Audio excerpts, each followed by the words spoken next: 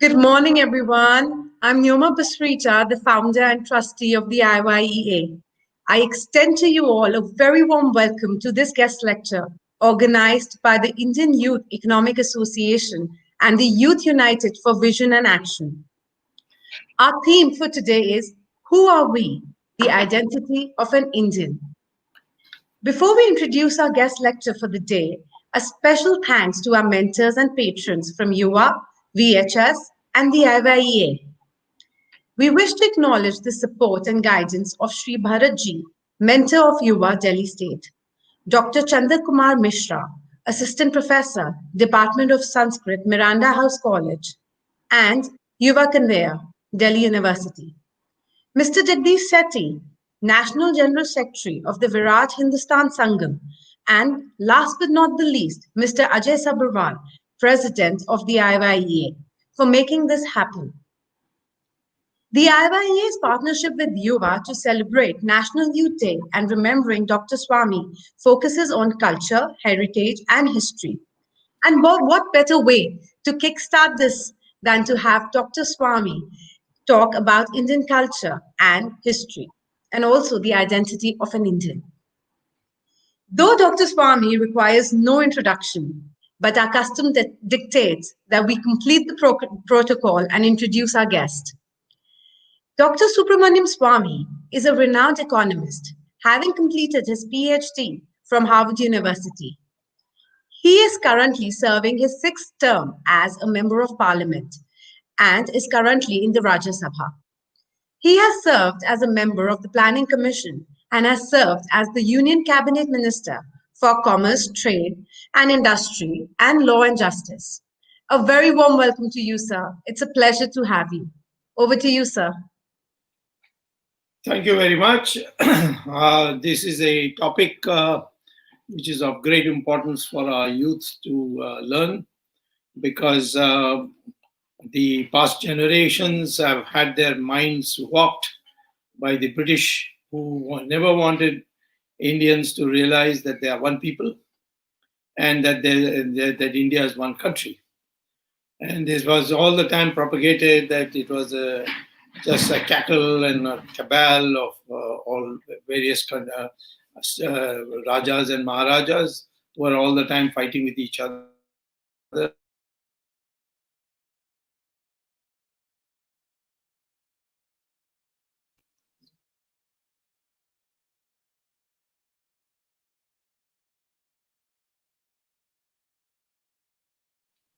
In which I have clearly stated all these points which I'm going to say in abbreviated form now. So first question I ask you is, it was predicted by Winston Churchill and a large number of people in 1947 that India will never stay without British glue and will break up into several countries.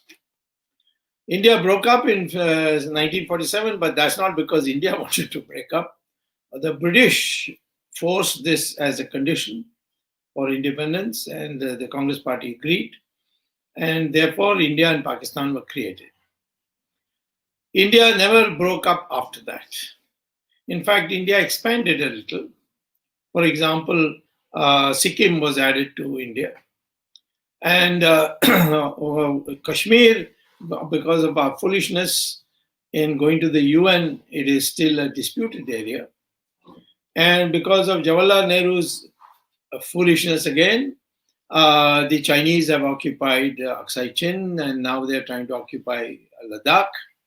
So, but we have not conceded these territories, and we have not broken up.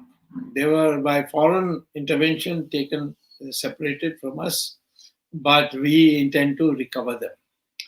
So question is, when a country like USSR, a strong communist country which dominated from 1917 to 1991 to be exact, August 1991, it broke up into 16 countries. Yugoslavia broke up into 4. Czechoslovakia broke up into 2. Pakistan broke up into 2. And maybe the remainder of Pakistan might break up into four one of these days. Indonesia has broken up into two, of course, 90% one side and 10% the other side. And there are so many other examples where countries have come together and then broken up. Greece and Cyprus was one country, and then you found them also breaking up. So I would say, why is it that India never broke up?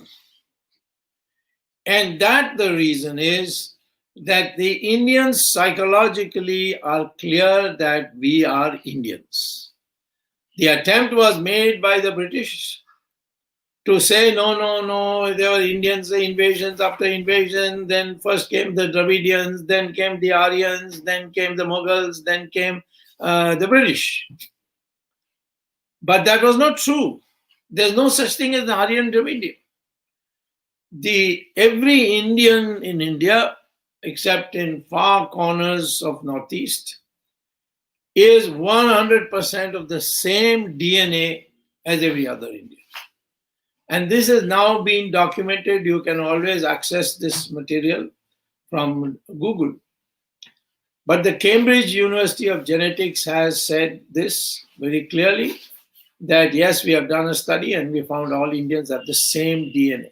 DNA is the important thing, not color of your complexion, because there, if you are in the south near the equator, the pigmentation gets affected more than if you're in the north in the snows of Kashmir.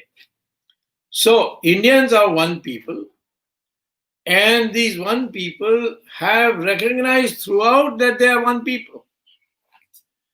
In AD 400, according to British chronology, and BC 600, according to my understanding of the correct chronology of India, Adi Shankaracharya has moved from Kerala and walked all the way and stopping at various places holding debates. It's called Shastrat in English, in Sanskrit.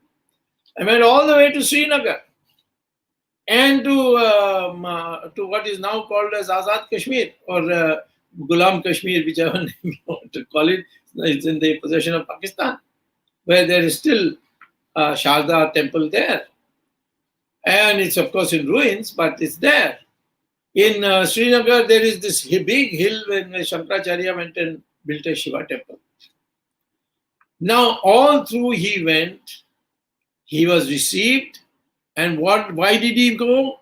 Because he felt that after the passing of Buddha, the Hindu religion should amalgamate with Buddhism, accept certain concepts of Buddhism, and then become part of of one religion. That is, in the belief of God and the theology on the fact. As for instance, the Buddhists also believe that if you meditate, you can achieve God. You can see God in this life. Hindus have always believed that. But do the Christians believe that? No. They say Jesus is the Son of God, but you can't see him in this life. And the Muslims also say that, Islamic religion also says that you can't see God in this life. After you pass away, you will see God. And if you have committed evil things against Islam, you'll suffer very much, etc. If you're not, otherwise you get all kinds of pleasures.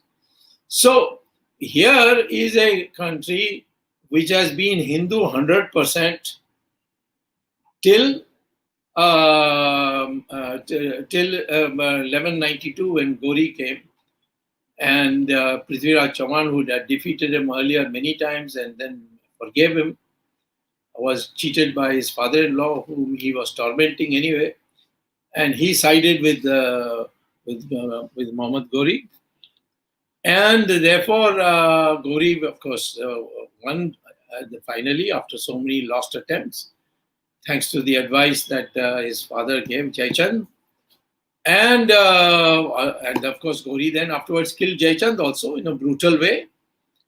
And Prithviraj, of course. And that's how Islam came. And then massive attempt at conversion. And so for about from 1192 till the final battle, that is Battle of Plassey, 1757, and then slowly the British came, and by 1815 they were well entrenched, and in 1857, after the last attempt by Rani Jhansi to throw out the British, failed because of some, some people turned traitors, or some people turned jumpy, and therefore the first war of independence, as it's called by Veer Savarkar, that ended in defeat. And then the British went about crushing India and creating this Aryan and Dravidian theory. There's no word called Aryan in any of our literature, including Sanskrit literature. Arya is there, it applies to everybody. Whoever is a civilized person, it applies. Dravida, it was a word invented by Adi Shankara, who said, he said Travid, and that means where the three coastlines meet, the Arabian Sea coastline, the Bay of Bengal coastline, and the Indian Ocean coastline. So that was a regional term, Dravid. It was not a racial term. And therefore, he wanted to bring a unity. And the Buddhists, who also accepted that fundamentally we have agreement. The Sikhism, which came later, they also accepted. It's there in the Granth, all references to Rama and Krishna and so many other things. And so Jains, of course, have been, and that is why in the Indian Constitution, Article 25, the explanation part, defines a Hindu to include Buddhism, Christianity, and not Christianity, excuse me, Buddhism, Sikhism, and Jainism. Saying that the word Hindu in the Constitution will come to mean all these four religions. So therefore, this unity was there. And after Macaulay came and changed our education system and burnt all the Sanskrit books and all that, the country then started losing links. And therefore, English was introduced to replace Sanskrit. And then that led to English literature, English history, all being prepared by East India Company. Max Muller is celebrated as a great historian. We even named a road after him. But he was an employee of the East India Company. And the idea was to instill that we are not one people. Macaulay was the first person who brought in the minutes on education, what education system should be. And he said, my object is to make every person in this subcontinent an Englishman by habits, by morals, by dress, and only skin color will be Indian. Everything else will be English. And so he started preparing Englishmen, because he found that after 1857, the entire farming community had revolted with Rani Jhansi. They gave her soldiers, they gave her weapons. And then they felt that now we have to develop a cadre of bureaucrats and people from schools and colleges who think like the brown Englishman, as he was called. And slowly, by the time we came to 1947, despite a heroic effort by Bankim Chatterjee, who made that song Vande Mataram, then of course Aurobindo, Vivekananda, so on, Dayanand Saraswati, and all these spiritual leaders came into the fray to talk about the oneness of Indian, but they were under a heavy odds, because the educational system was brainwashing our educated people. And this continued. And then Savarkar came, and he was defamed so that nobody even touches his book. And so on. It went on and on. In 1947, 48, Gandhi died. And so even a mild Hindutva, which Gandhi espoused, for instance, used to have a prayer song used to be Raghupati Raghava Raja Ram, and nobody objected. Why are you bringing Ram's name? So then Sardar Patel, who put the British did not create one India and one Pakistan. They created one Pakistan, one India, and 600 independent countries of Rajas and Maharajas. And Sardar Patel sat with each Maharaja or Maharani and made them sign a merger with India. And he was able to do it. After 600, he did 500. And the remaining -1 was done by, they chose to go to Pakistan. And one which was to come to India, and the agreement was also signed. But because of Jawaharlal Nehru going to the United Nations, Kashmir is still being left without being integrated. Kashmir is legally a part of India. Going to the United Nations was an illegal act by Jawaharlal Nehru.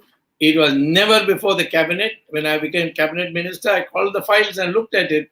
Nowhere any permission was sought. Sardar Patel was not even informed. He came to hear of it on All India Radio. So that is the situation in 1947. Our educational system should have been changed to educate our people. What is our identity and why? And what is the ingredients of these identity? Which is what I'm going to speak to you about now in the coming half an hour. Now, I will say this, that let us understand one thing.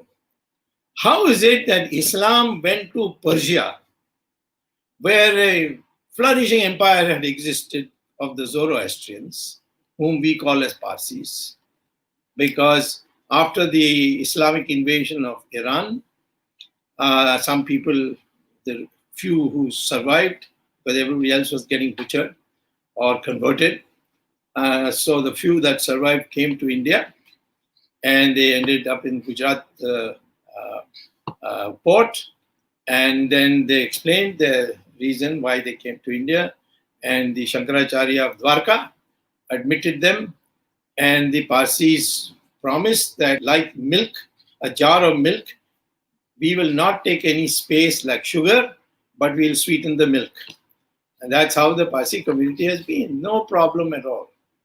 There's been never a Hindu-Parsi serious riot. There may have been differences on land or something, but that will be at the family level.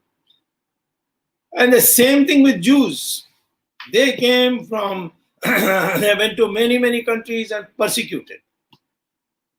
In Germany, they were subject to gas chambers. They were driven out from what is today Israel. So they were driven out, and then that is the reason why they came to India. Not many, but they came. 6,000, about 10,000, 20,000 of them came. And that, you see, is the reason why the Jews are so friendly to India, because when the Israel was reformed by a United Nations resolution in 1948, at that time, the Israeli parliament passed a resolution saying, "Thank you, India, the only country in the world," because they didn't say India, they said, "Thank you, you Hindus, the only place where we were not persecuted." And by the way, China even today calls us Hindu. They don't call us as India. They say, "Hindu, go," means Hindu Rashtra. I tell my communist friends, why don't you also adopt, you're all communists, you're slaves of the Chinese, why don't you also adopt Hindu Rashtra? But anyway, we were known, India is just a garbalized version of Hindu. And Hindu is not some Sindhu river being called by Persians or Arabs as Hindu. It is there as a sandhi of two words, Himalaya and Hindu Sagar. The sandhi of those two words is Hindu. And so Hindustan means where the Hindus live. So anyway, the Parsis were butchered, converted, and today that is Iran. And there are hardly any Parsis left there. And they live, I know how they live because I've seen them, I've been to Iran. But here they are prosperous. Somebody has become like Manek Shah has become commander-in-chief, like Kapadia became Chief Justice of the Supreme Court. Other Parsis also become Chief Justice of the Supreme Court. They have become Air Force Chief, the naval senior officials. They have been Attorney Generals, Soli Sarabji. They have been great lawyers like Fali Nariman. And they're all over. Nobody says anything. People say Hindus are anti-minority. What about Parsis? They are the smallest minority. And the British, when they left India, they went to the Parsis, said, "You are such a small community." And you see, what will happen is that once the Hindus take over, they will butcher you. So they said, and therefore we would like to give some reservations for you in both in British Parliament as well as included with our influence in the Indian Constitution. They said, we don't need your help. For 1,000 years, the Hindus have looked after us, and we have never had any problem. They let us flourish and flower. They never said anything. So we are safe. You go home. We don't need you. So this is the background of the Hindu. And I would say that this is not a commentary on the other minorities. Other minorities means only two, Muslims and Christians. And I don't blame them because Christianity, Hinduism, Buddhism, Sikhism, Jainism says all religions lead to God. But Islam says my way or the highway. In fact, they say that you are a kafir and therefore you deserve to be killed if you don't convert. Similarly, Christianity says you will be condemned as the devil or as the descendant of a devil, and therefore you should be ostracized. So these are religions which only recognize their own religion. But Hindus say Sarva Dharma Samabhava, means all religions lead to God. They are equally possible. So that was the thing. That is what has to be taught. If you say, I Hindu, I'm not against somebody else. I want the Hindus to divide or get rid of all these divisions. How did these divisions come? He says so many languages. So what? Each language has a high proportion of Sanskrit. Devanagari script and Bengali script and the Gujarati script and of course the Hindi script is the same as they have taken Devanagari. Marathi is also taken Devanagari. Nepali is also taken Devanagari. Tamil script is very similar to the Devanagari script. If you write K in Tamil, it's like that. In Devanagari, it is like that. And you want to write Ki, you put a matra. You want to write Ku, you put a matra under. So these are all, come from Brahmi script. So all Indian scripts have come from one script called Brahmi. And they have very similar, structure. And the languages also have Sanskrit words. Malayalam, the southernmost state of India, has close to 80% Sanskrit words. Karnataka has 65%. Tamil has 40%. I once had an argument with Karunanidhi, was the DMK leader. He said, no, Sanskrit has got nothing to do with Tamils. It is a foreign language for us. We have a pure language called Tamil. I said, then please tell me how your name is Karunanidhi. That's pure Sanskrit word. Karuna and Nidhi are both Sanskrit words. Similarly, I said your election symbol you call as Chinnam. In Sanskrit, it's called Chinn. And you say your rising sun, Uday and Suryan, that is Sanskrit, Uday and Surya. So then he couldn't give any answer. He said, no, this must have been later development. There's an ancient pure Tamil. I said, please find it and show it to me. Kamban Ramayana is the oldest Tamil I know, and it's full of Sanskrit. It's about Rama and Ramayana. It's Kamban. It's called, because Kamban wrote it, it's called Kamban Ramayana. So Indians are one people. This has to come into your mind. You belong to this area. This area, of course, has been truncated because of foreign invasions and all that. But it's only, still it is 90% of the old Akhanda Bharat. And the word Hindustan meant only this, that you are a person of this country. If you are born in this country, if your ancestors are this country, then you become, you're a Hindustani. So Muslims are all by DNA the same. Christians are the same. All of the DNA is the same as the Hindus. So I call them Hindustanis. I am a Hindu, but they are Hindustanis because they have been here, their ancestors are Hindus. So therefore, they are part of one family. So the identity of an Indian is that he is either a Hindu or his ancestors were Hindus. Of course, we have had some foreigners, somebody's come from Italy and all that. So, but those are all small examples. There some invaders who came here. They raped the women here, and then illegitimate children were born. But that is just a small fraction. It gets wiped out over the generations. So the dominant DNA is one for all Indians. So please get that into your head. That means Brahmins and scheduled castes are the same DNA? Yes. How is that then? Why this division? This division was never meant for birth. It was according to your vocation. If you are a Jnani and a Tyagi, that is, you have no property, nothing, no weapons, no land, then you are a Brahmin. And if you pick up arms for the sake of defending the country, you are a Kshatriya. If you generate wealth for the country and society, then you are Vaishya. If you plow the land, then it was you are a Shudra. And this so-called scheduled caste, there were hardly any, and there were people who did some antisocial acts, and therefore they were moved out from society. But their children were not scheduled castes. Give you an example. Valmiki, born in a Dalit family. Or Kalidasa, a Vanavasi. Our Maharishi for poetry. Our Maharishi for Ramayana, Valmiki. Vishwamitra, the Rishi of Rishis. What was he? He was born in a Kshatriya family, but he was considered a Maharishi.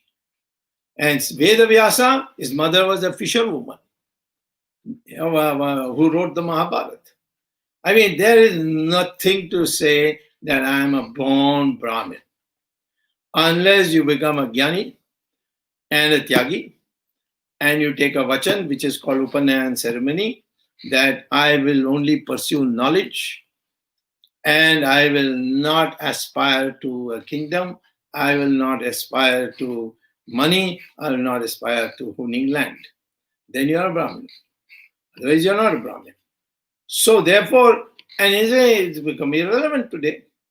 So I would say that in order to bring back the old system, let us start with a clean slate. All are Hindus, full stop. I don't care. Yes, if you want to get married, then there are some genetic problems. That's why Jati is separate from Varna. These, for Westerners, don't understand the difference. Jati is because you should not, brothers and sisters should not marry. So then there are certain types of connections which you have in relatives, they should not marry. So for that, Jati was introduced, basically for marriages.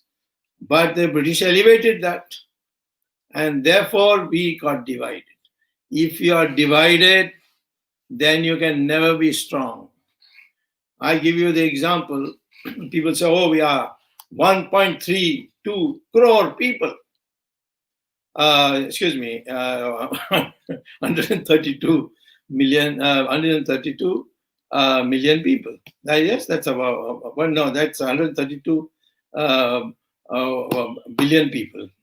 So I would say that we must now become one, and otherwise we will lose. Numbers don't matter unless the mind is clear. And that is why I talk about mindset, the identity. Supposing there are 1,000 goats at one place and one tiger comes. Now, who's got the numbers? The goats. Tiger is only one. But who will run away and be chased by the tiger, killed by the tiger, and have his lunch and dinner according to the situation? The tiger will do the killing and the goats will do the running. Because even though they have the numbers, they could all surround the tiger and kick him with his hoof and kill him. But they don't, their mind is not that way. Their mind is full of fear. So they run away. They don't know their own strength. Similarly, even if you have lots of weapons and strength and so on, if your mind is not appropriate for that, you will become a pussycat. Go to a circus, there'll be 5 lions and one thin ringmaster. He will walk into the cage, lock the cage, and then all the people watching, he will tell the lions, get up. They will get up and he'll say, sit down on that bench. They'll sit down on the bench. Then he'll say, open your mouth. They'll all open their mouth. He put his head in each one of them. Then he said, jump through the ring of fire. They'll all jump through the ring of fire. Tell me why these lions don't eat this man up, or at least tear him to pieces? Because of their mind. From childhood, from pub, when they are puppies or what is it, chota lions, baby lions, they are trained to obey. So when they grow up, they obey. We Indians, the British made us like that. We felt inferior to them. When they said something, something big, that must be true. Indian says something, pagal hai, aise hi bol raha hai. See, so I am saying to you that today we have to, therefore, have a new mindset. Otherwise, you will become like bakris, like goats, or like circus lions. And we want Indians to be a fierce community who can reply to anybody, because brains we have no shortage. We have shown Indians in America, my God, every top place they are there. We have lots of brains. We can, if encouraged, like today we have got a vaccine produced 100% Swadeshi, and is going to have 95% safety, whereas the Oxford imported one, that is either 60% or 70-80%, depending on the dosage. It's a very peculiar thing. Can't ask a villager to decide the dosage. So therefore, we have got that capacity, and we got tremendous opportunity. So what we have to do is educate our young people to think that we were once upon a time the most developed country in the world, the strongest country in the world. We went all over the world but never conquered anybody. You read my book, recent book on China, I've given a long description of how the Chinese intellectuals right up to 1936 maintained that China was Indianized by Indians. Buddhist monks used to come here to learn. Our scholars used to go there and teach. That was the situation. So why is it that today we are on these inferiority complex about China? Oh, they'll attack us. We are afraid to take their name even. That kind of situation, why we are having? Because we are still not come out of it. Our school system, college system, everything, the textbooks. Why do we want the textbooks to change? So what do we have to do to create a new Indian? First is the mindset. I am an Indian, that is, if you want, you can say I'm a Hindustani. From Kanya to Kashmir, or Kanyakumari to Kashmir, or from Jamnagar to Dibrugarh, or to the even further, and we are one Indians. We are all the same. There's no difference. And two, that we were once upon a time the gurus of the world. Go to Southeast Asia, you'll see in how many Indians, sadhus and sannyasis had gone. South Asia, Southeast Asia as well. You'll find temples even today surviving all these years. Go to China, go to Shaolin, there'll be a board there. Here lived, the Bodhidharma. And Bodhidharma taught us how to fight war without killing, without weapons. That is how karate was invented. The Chinese, we called it Kalirapattu, and they called Kaliyarapattu, and they called it Wushu. Wushu means defense in war. And the translation of Wushu, written in Chinese character, in Japanese is karate, and karate has come back to India, and everything I'm learning the Japanese art of self-defense. So, Indianization of China took place. The British period and the Mughal period has made us forget that. Most developed country in the world. People used to come all over from the world to buy goods from us.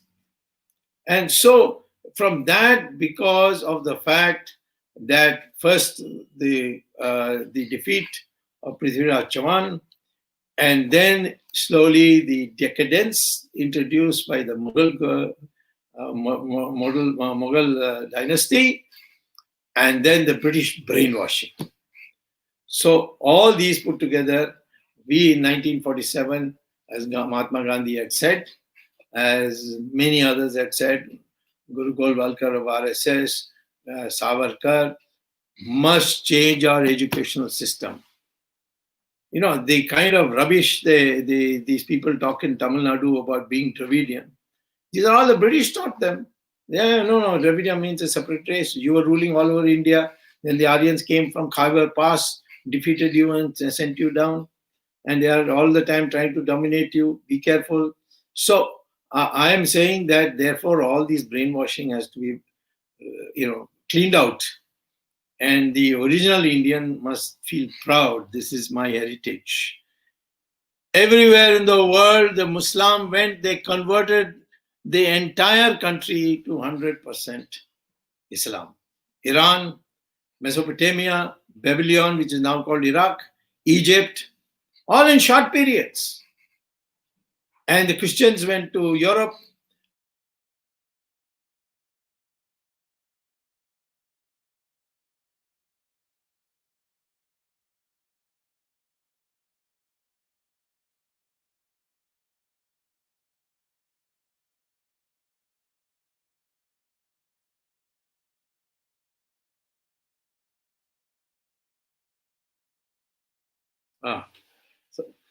But what do you find here? We still don't know. The caliphate which was established and went to Spain, conquered Europe, all that. Umar, his name was. He was called the Caliph, and the Caliphate sent a army to capture India because Umar said, "I cannot rest till I conquer India." The Gujarati Rajas, the Rajasthani Rajas, the Maharashtrian Rajas, the Telugu Rajas, they formed a a group, and they sent the army to Sindh. And in 780 or something, they smashed his army, Umar's army, the only defeat he got. And they all had to run away. And Umar died of heart attack after that. That was then. Where did this fall take place? As I say, 1192, when Muhammad Ghori was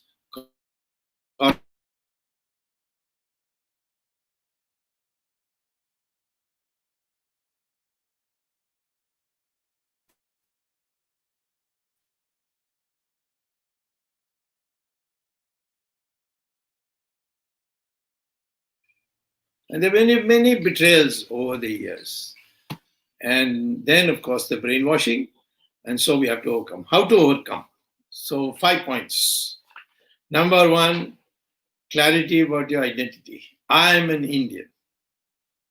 If you want to call yourself Brahmin, this thing you can, but you're not. It's not legitimate. If you are an acharya and you are not making in the business of making money, then you can say I'm a Brahmin. But why bother? Just say I'm a Hindu, because those are concepts which are difficult to implement and you get again degenerated.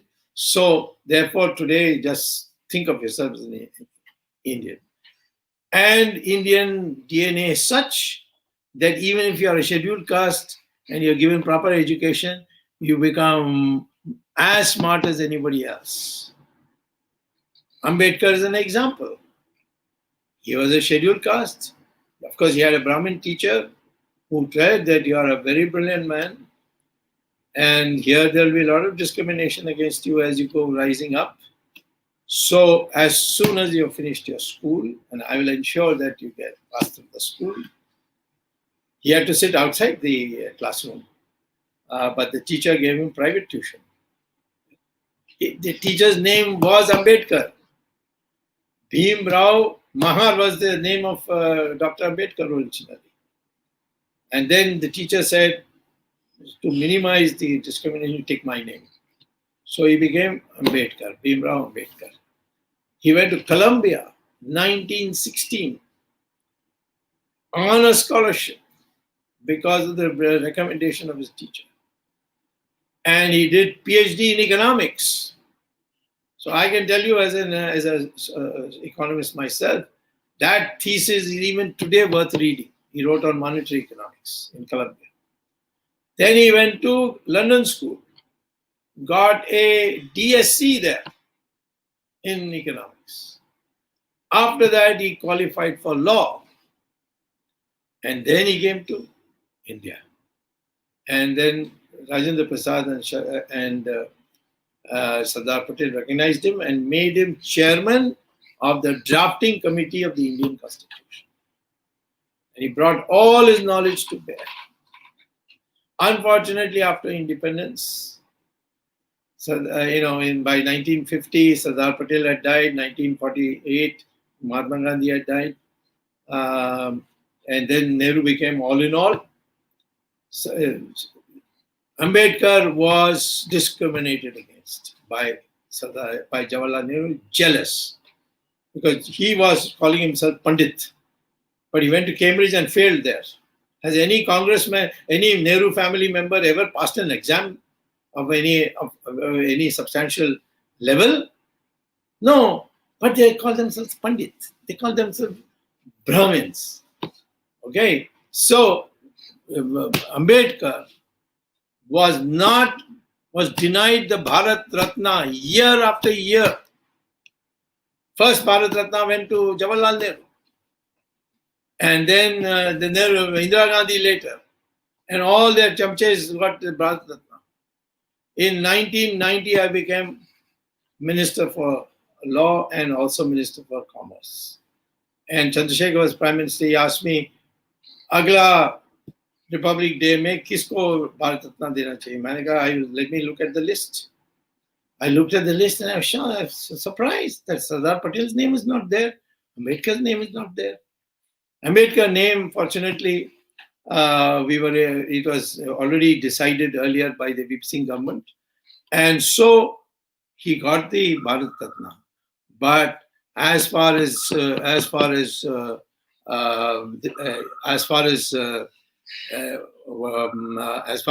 Patel is concerned, I initiated the file, sent it to Chandrasekhar. He couldn't believe that Sardar Patel never got the Bharat Ratna. The man who welded so many countries and made India today what it is. Because every time his name came out, Jawaharlal Nehru crossed it out. Later on, Indira Gandhi crossed it out.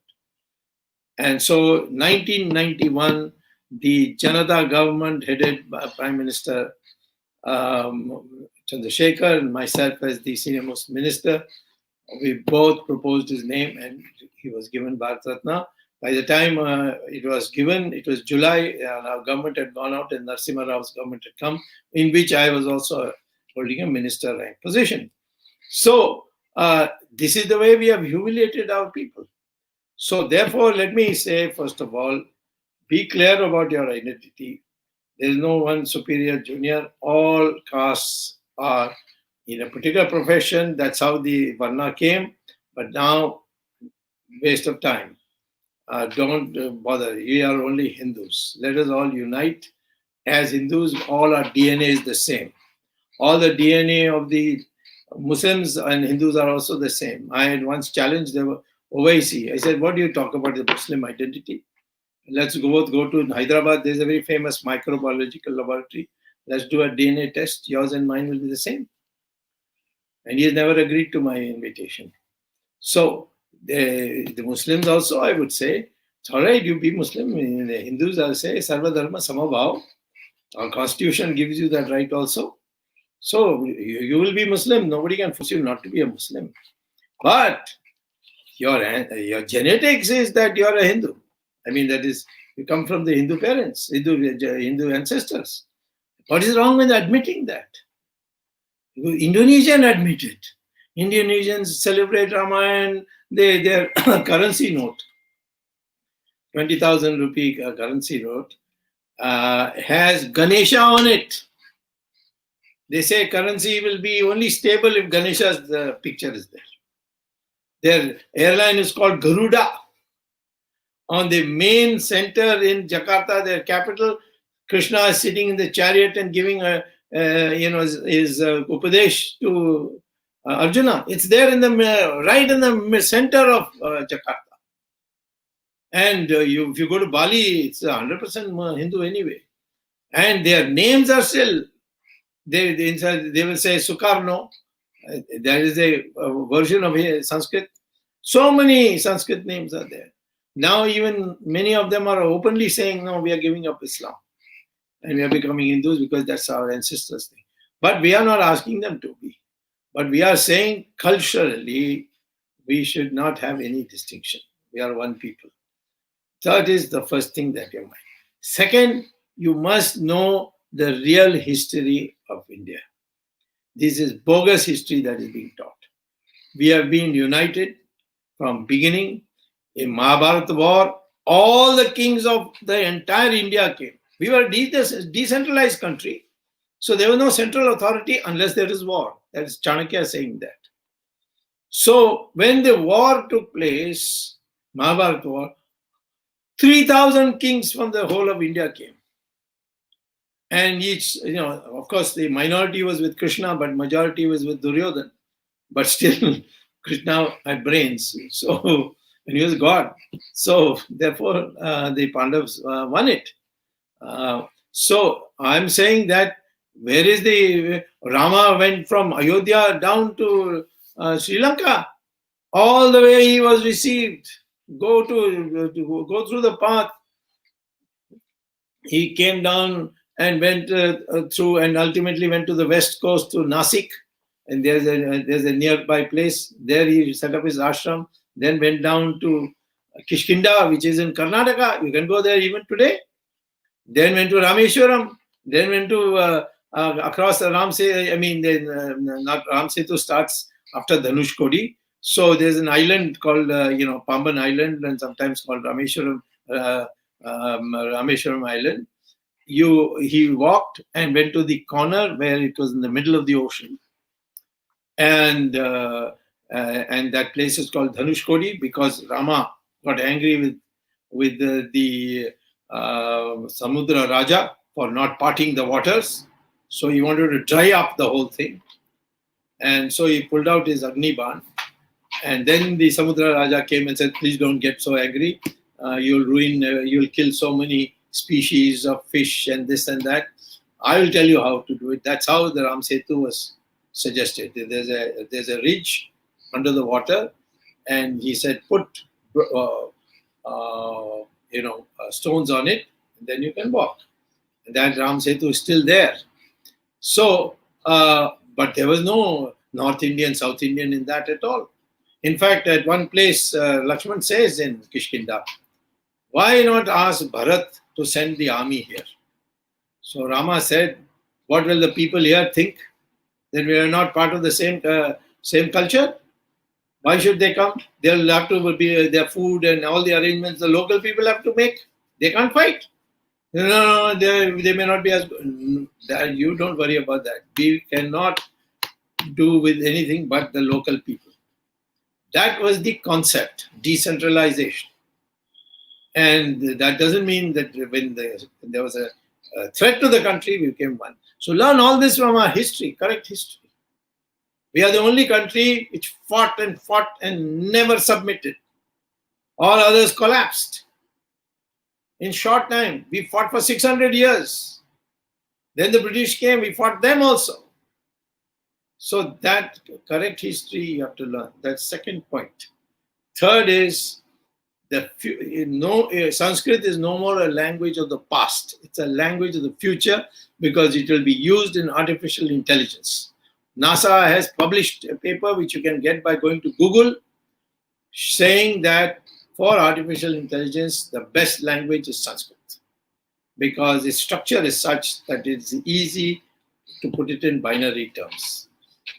And now if you go to Google, you can also find there are schools in England, St. James School, where every morning they teach the young boys from the ages of 6 to 11 to recite Sanskrit shlokas.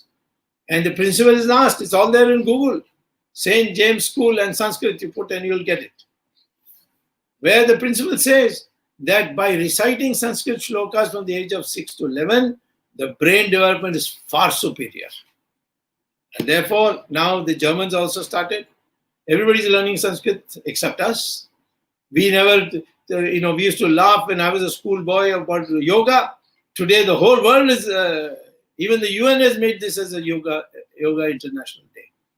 So, therefore, we have developed that pride, and that pride can only come if you know Sanskrit. So, in your schools, colleges, wherever, even if you're working, you have a tutor, it is easy to learn. If you know Hindi, it's even easier to learn. If you know Tamil, but you recognize the Sanskrit words, it will be very easy to learn. In fact, most of the great Pandits in the last 100 years have come from Tamil Nadu. So, and we have this famous Ramayana of Kamban, who translated Valmiki's Sanskrit version into Tamil. And so there are, the Sanskrit learning is compulsory. And then everybody will accept it because it's equidistant. It's not, Hindi means the UP Walas will get advantage. So therefore, Sanskrit should be our official language in the future, but Hindi can be the medium by which Hindi itself will become Sanskrit. That is a possibility because Hindi is rapidly assimilating Sanskrit words. Third thing, we must develop what the Varna system taught us, but we don't want to have it in the rigid form that it had become, this ossified form. That is that the highest in the country is a Jnani and a Tyagi. He doesn't have wealth. He doesn't have weapons. So don't be crazy about making wealth.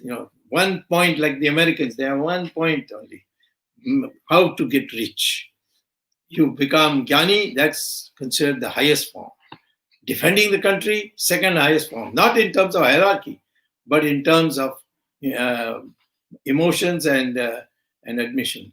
And all are better. Otherwise, all are equal. There's no difference. It is your choice. You can become anything you want if you have that English. But if you spread Gyan and be a Tyagi, then you are to be venerated. The society has to look after you. You don't have to earn. They will come and give you dakshina. So if you are a Kshatriya, you can enjoy the benefits of a kingdom, but you have to defend the country. And if you're Vaishya, then you make as much wealth as you want, but donate, philanthropy. If you are a Krishiban, Shudra, then produce food for the people. First, you must produce food for the people.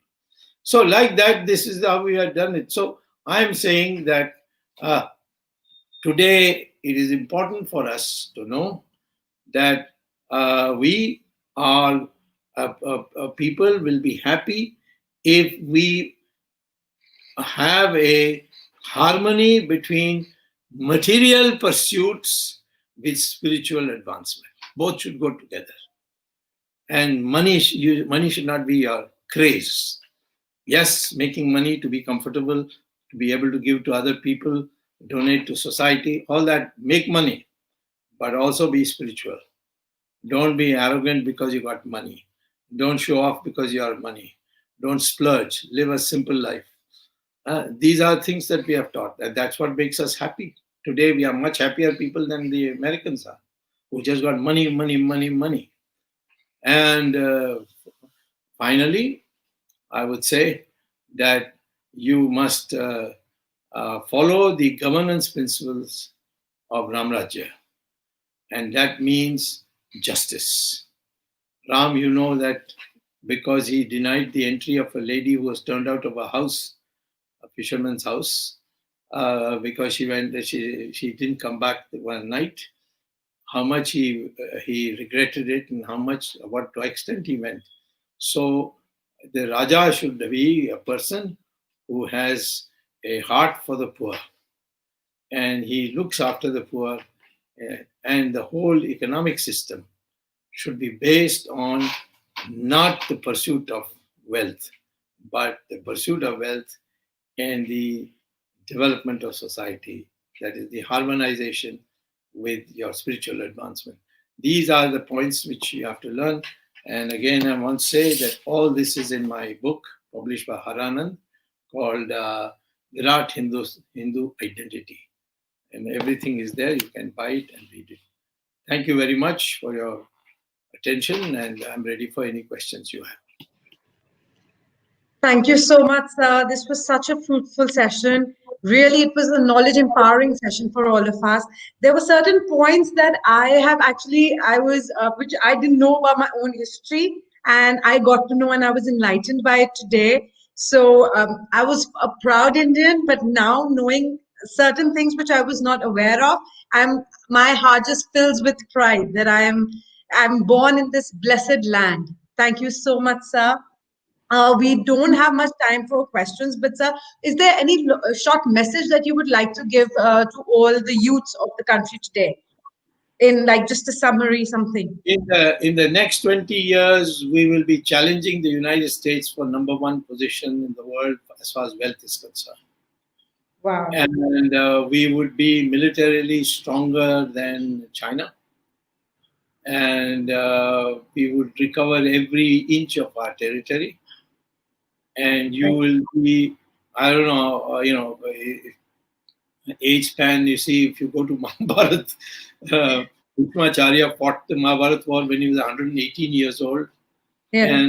And Krishna was 125 years old. So if I'm 125 years old, I hope to see that. So the question is, India is going to be a great country. Don't go by the present ups and downs. These are all formative periods for us. We never knew how important democracy was till emergency came. We never knew Green Revolution till we almost had a famine in our country in 1965. Then only So many of these, our whole economic system of market economy came because we were about to default on our foreign exchange payments. And that time I became a minister. I know how much agony there was, but that flowered India. We could never grow faster than 3.5%. We started growing at 7-8%. And in my opinion, after we get through all these present difficulties, India will, by destiny, grow at 10 to 12%. And by 2040, it will be a developed country. And China will be behind us. America will be still ahead of us, but we will be challenging America because America has grown because of innovations. And we got the brain power to make these innovations. And we have already showed it in the Western countries, how much we can do if we get the same facility. So we'll have that same facility here. And India will soon overtake the United States after 2060. Well, I wish for the best, and I'm also very hopeful for the same because so many of our Indians are in one of the at the highest positions in many United States companies. So they are the driving force, and we have the manpower, we have the brains, we have the capabilities, and I'm sure we will be definitely competing with them soon. They require us more than we require them, actually. Even That's right. today, even today, that's the scenario. That's right. But thank you so much once again, sir. And a special thanks to the newly minted member of the Delhi Bar and the Legal Yeah. Eagle, to Dr. Swamy, and to the IYEA as well, Satya Sabharwal. The And special thanks to one him. of our, and in future, one of our leading lawyers of our country. Yes, God bless. I'm sure he will be, with his knowledge and the humbleness that he possesses, I'm sure. And thank you everyone for joining us today. Please like, share, and subscribe to our channel, and join us for the forthcoming sessions on culture, history, and law for this month. Thank you so much. Thank you, sir. Thank you. Bye. Bye.